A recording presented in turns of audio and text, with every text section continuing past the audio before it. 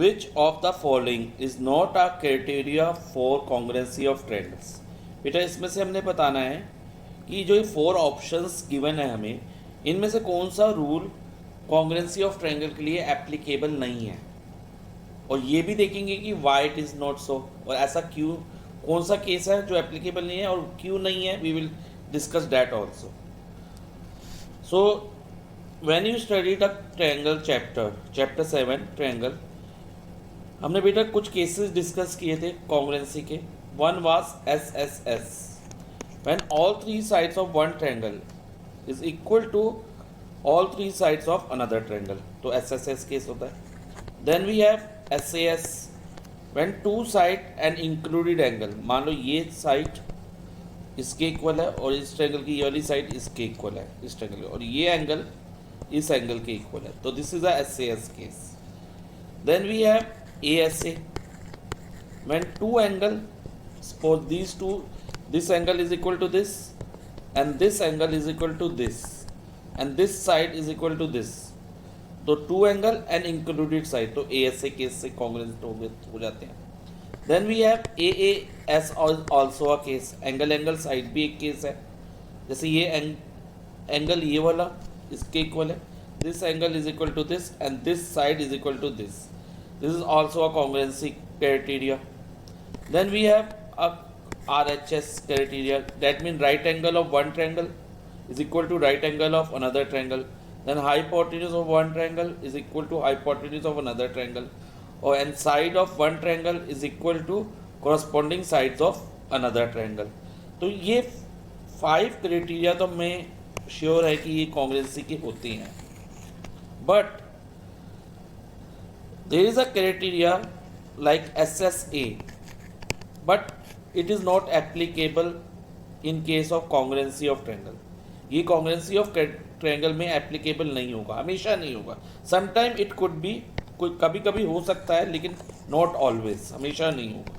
तो हम एक बार इसको देखते हैं कि क्यों नहीं होगा, always क्यों नहीं होगा। so I am taking 2 triangle ABC and triangle PQR, fine।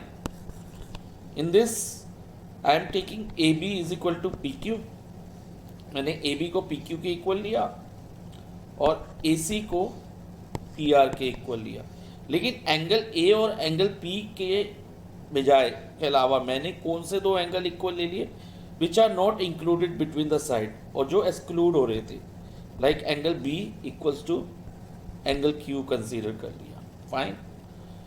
तो अगर हम देखें तो ये 2 ट्रायंगल कॉन्ग्रुएंट लग रहे हैं, बिकॉज इसमें AB is equal to PQ आ रहा है, AC is equal to PR आ रहा है, and also angle B is equal to Q है, और C भी R के इक्वल है, कॉरस्पॉन्डेंस से देखे ध्यान से तो है। तो बट ये ऑलवेज ट्रू नहीं होगा, but it is not an always true, it is not always true. Y?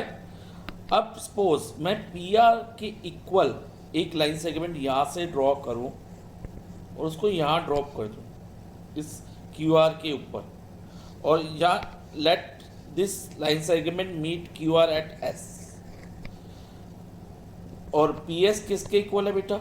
PR के।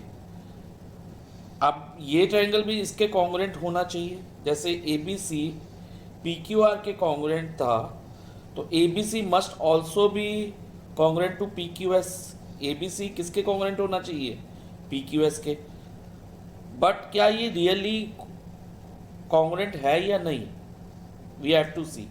हम देखें तो बेटा AB इक्वल टू PQ तो आ रहा है, AC is equal to PS भी है, और angle B equals to angle Q भी है। अब मैं इन दोनों ट्रायंगल को 1% मान भी लेता हूँ कि ये कॉन्ग्रुएंट है, तो कॉन्ग्रुएंट होने के बाद हमारे पास एक रूल होता है CPCT, that corresponding part of congruent triangle must be equal, होता है ना।